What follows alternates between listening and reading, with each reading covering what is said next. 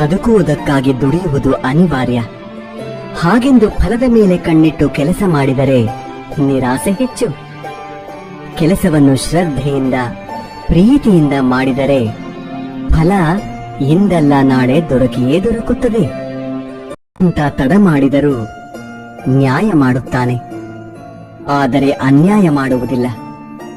ತಡ ಆಗುವುದರ ಹಿಂದೆ ಅದ್ಭುತಗಳು ನಡೆಯುತ್ತವೆ, ಕಾದು ನೋಡಬೇಕಷ್ಟೇ.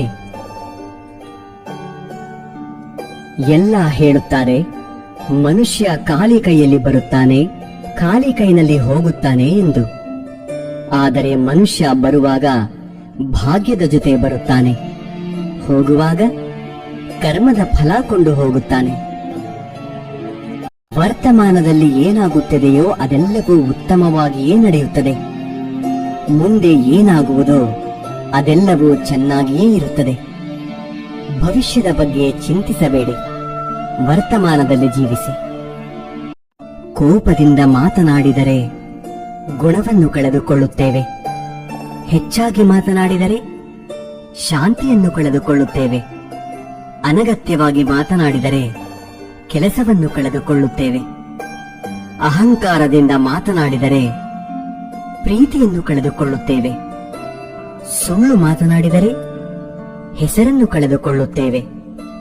ವೇಗವಾಗಿ ಮಾತನಾಡಿದರೆ ಅರ್ಥವನ್ನು ಕಳೆದುಕೊಳ್ಳುತ್ತೇವೆ.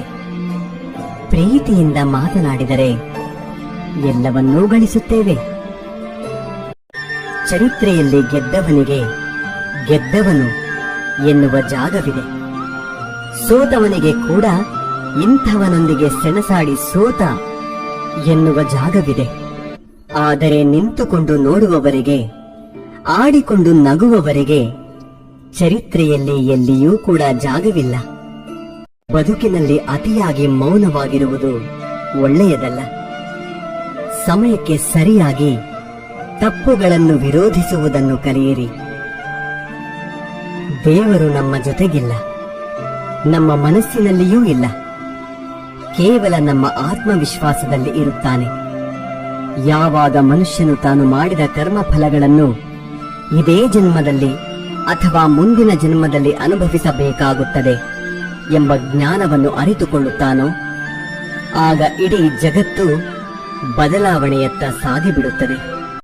ಯಾವ ರಾಜನೂ ಸದಾಕಾಲ ರಾಜನಾಗಿರುವುದಿಲ್ಲ, ಯಾವ ಶ್ರೀಮಂತನೂ ಕೊನೆಯವರೆಗೂ ಶ್ರೀಮಂತನಾಗಿರುವುದಿಲ್ಲ, ಯಾವ ಬಡವನೂ ಕೊನೆಯವರೆಗೂ ಬಡವನಾಗಿಯೇ ಇರುವುದಿಲ್ಲ. ಈ ಜಗತ್ತಿನಲ್ಲಿ ಯಾವುದು ಕೂಡ ಶಾಶ್ವತವಲ್ಲ. ಪರಿವರ್ತನೆಯೇ ಜಗದ ನಿಯಮವಾಗಿದೆ. ಒಂದು ಕಲ್ಲು ಒಂದು ಸಾರಿ ಮಾತ್ರ ಮಂದಿರಕ್ಕೆ ಹೋಗುತ್ತದೆ, ಹೋಗಿ ಭಗವಂತನಾಗುತ್ತದೆ.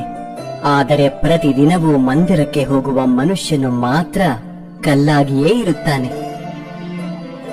ಪರಮಾತ್ಮನಲ್ಲಿ ಏನನ್ನಾದರೂ ಬೇಡುವುದಾದರೆ ಪರಮಾತ್ಮನನ್ನೇ ಬೇಡು. ಪರಮಾತ್ಮ ನಿನ್ನವನಾದರೆ ಸರ್ವಸ್ವವೂ ನಿನ್ನದೇ. ಹೊಡೆತದ ನೋವನ್ನು ತಡೆದುಕೊಳ್ಳುವ ಶಕ್ತಿಯನ್ನು ನೀಡುವ ಭಗವಂತ ಸಮಯ ಬಂದಾಗ ತಿರುಗಿಸಿ ಹೊಡೆಯೋ ತಾಕತ್ತನ್ನು ನೀಡುತ್ತಾನೆ. ನೀವು ಪ್ರಯತ್ನಿಸುವವರೆಗೂ ನಿಮ್ಮೊಳಗಿನ ಶಕ್ತಿಯ ಅರಿವು ನಿಮಗಿರುವುದಿಲ್ಲ. ಪ್ರಯತ್ನ ನಿರಂತರವಾಗಿರಲಿ.